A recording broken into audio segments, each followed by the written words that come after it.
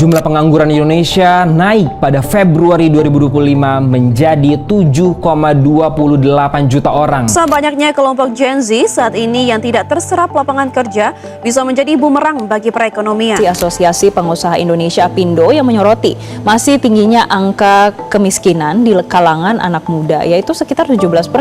Angka pengangguran di Indonesia kembali menjadi sorotan, di mana para pengusaha ini menyebut Gen Z, tepatnya usia 15 sampai 29 tahun menyumbang 67% dari total pengangguran atau hampir 5 juta orang. Ironisnya, karena kelompok ini justru berada di usia yang paling produktif. Assalamualaikum warahmatullahi wabarakatuh. Izin memperkenalkan diri, nama saya Najwa Nurul Rahmah. Saya berasal dari 24C Akuntansi Syariah. Di sini saya akan ajak bahas dan analisis suatu berita yang krusial dan sangat relate di kehidupan kita sebagai Gen Z. Yuk lihat videonya. Itu 67%. 67% itu generasi Z. Itu ada pengangguran. Berita tersebut menyoroti sebuah fakta bahwa sekitar 67% pengangguran di Indonesia saat ini berasal dari generasi Z. Jumlah ini mencerminkan lebih dari sekedar statistik tenaga kerja biasa, tetapi indikator struktural dalam ekonomi makro yang membutuhkan perhatian kebijakan yang lebih serius. Dalam ekonomi makro, indikator pasar tenaga kerja seperti tingkat pengangguran bukan hanya sekedar jumlah orang tanpa pekerjaan, tetapi ini juga kualitas kesempatan kerja, penyerapan tenaga kerja, dan distribusi produktivitas di sektor ekonomi. Ketika generasi muda menjadi mayoritas pengangguran, ini berarti pertumbuhan ekonomi berpotensi kehilangan output tertinggi dan bahkan menciptakan dampak jangka panjang pada konsumsi, tabungan, dan investasi domestik. Dari berita tersebut yang diambil dari Liputan 6 menunjukkan bahwa 67% pengangguran adalah Gen Z. Angka yang cukup besar ya bagi suatu generasi yang melek teknologi. Kok bisa sih? Nah, di video ini kita akan bahas bersama kenapa sih generasi kita bisa jadi 67% pengangguran. Dan kita cari tahu kenapa skill kita gak laku di pasaran kerja. Selain itu, kita juga cari solusi biar kita gak jadi bagian dari 67% tersebut. Teman-teman, kita mulai dari yang pertama. Kenapa sih bisa 67% dengan angka setinggi itu? Apa sih penyebabnya? Nah, kita sama-sama lihat dengan menggunakan kacamata ekonomi makro. Hal tersebut terjadi bukan karena ekonomi lagi sepi, tapi ini tuh masalah struktural. Kenapa bisa gitu? Karena di zaman yang serba canggih ini, kita udah serba teknologi. Terus kita harus mengimbangin dong dengan zaman sekarang. Sedangkan kemampuan kita masih di situ-situ aja.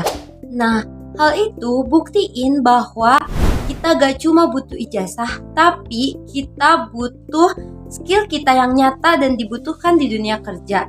Karena kalau terus-terusan begitu dengan 67%, kita dapat kehilangan kesempatan buat naikin PDB dan meningkatkan pertumbuhan ekonomi.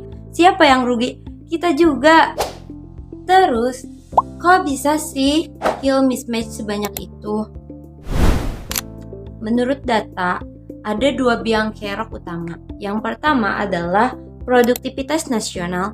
Yang kedua adalah sumber daya manusia yang tidak produktif. Poin pentingnya, kalau mau daya saing meningkat, produktivitas juga harus bagus. Kalau gak bagus, gaji kecil, value kecil. Ujungnya kita tertinggal dari negara-negara lain. Apa sih produktivitas kita masih rendah? Kalian tahu gak? Akarnya adalah pendidikan.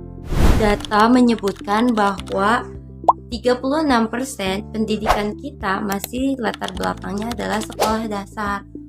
Setelah bahas kenapa sih tingkat pengangguran di kita tinggi dan terjawab bahwa itu karena adanya skill mismatch.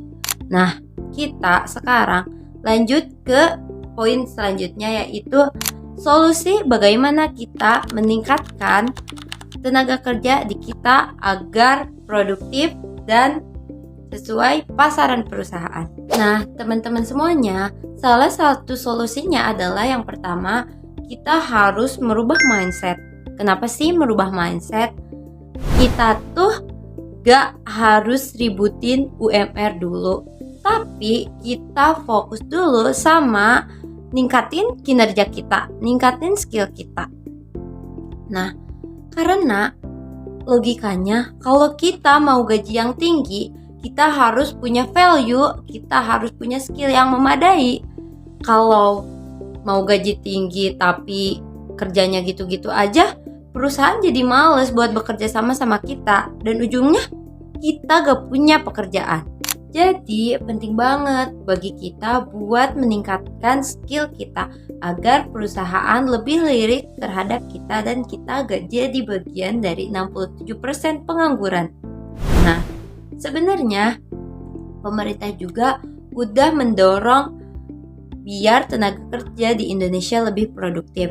Mereka membuka layanan pelatihan-pelatihan agar skill kita lebih meningkat. Tapi kuncinya ada di kita. Kita harus mau agar itu semua gak sia-sia. Intinya jangan cuma nunggu pekerjaan bakal datang ke kita. Kita harus produktif dengan ningkatin skill dalam diri kita agar kita enggak jadi generasi yang monoton. Nah, tidak terasa kita sudah di ujung video. Terima kasih buat yang sudah mendengarkan.